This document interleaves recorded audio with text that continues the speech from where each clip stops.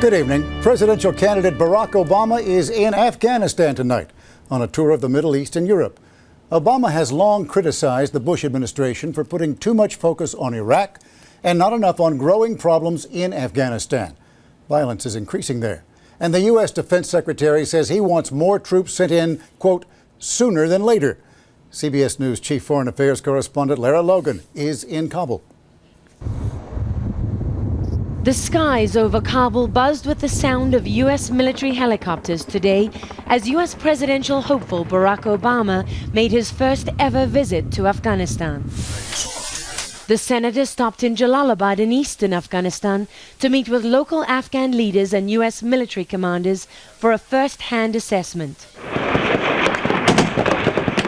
The east of the country has become increasingly dangerous for Afghan and U.S. forces. Taliban and Al-Qaida fighters have dramatically increased their attacks. Strengthened by the sanctuary they enjoy across the Afghan border inside Pakistan's tribal areas. The safety and freedom these fighters benefit from there has been paid for in blood. More U.S. soldiers died in Afghanistan in May and in June than in Iraq. And more Afghan civilians have been killed in the past few months than the whole of last year. That's prompted fears the U.S. is in danger of losing this war. If the resources don't come, I don't see any way that, that the U.S., the Afghan government, and NATO can win in Afghanistan. Senator Obama wants to make Afghanistan the focus of the U.S. war on terror and has promised more aid money and more troops, at least 2 additional brigades. He plans to free up military resources by ending the war in Iraq and has laid out a timetable for withdrawal within 16 months. The Bush administration, which has strongly opposed a timetable for withdrawal, announced a timetable of its own yesterday.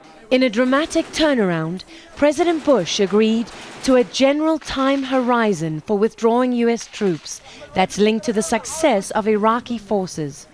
Obama's plan has been welcomed by Iraq's Prime Minister Nouri al-Maliki, who's due to meet with the senator in Baghdad as part of the current trip.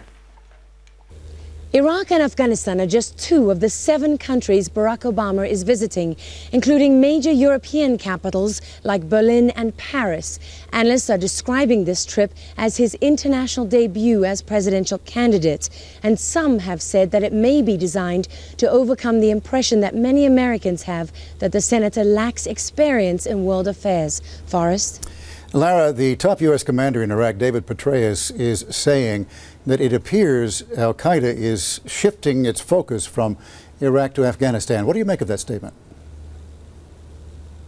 Well, that's been very clear from the increase in attacks, and this is certainly the central front to Al-Qaida in their war on terror. They want to get Afghanistan back as a base of operations, and what they've managed to do is establish a new base not far away, just over the border inside Pakistan, and they clearly are intent on using that to drive the U.S. out of Afghanistan. It's also what a senior Afghan advisor to President Karzai and a security official told me just earlier this week, that there are more foreign troops coming into Afghanistan, and many of those are coming from Iraq.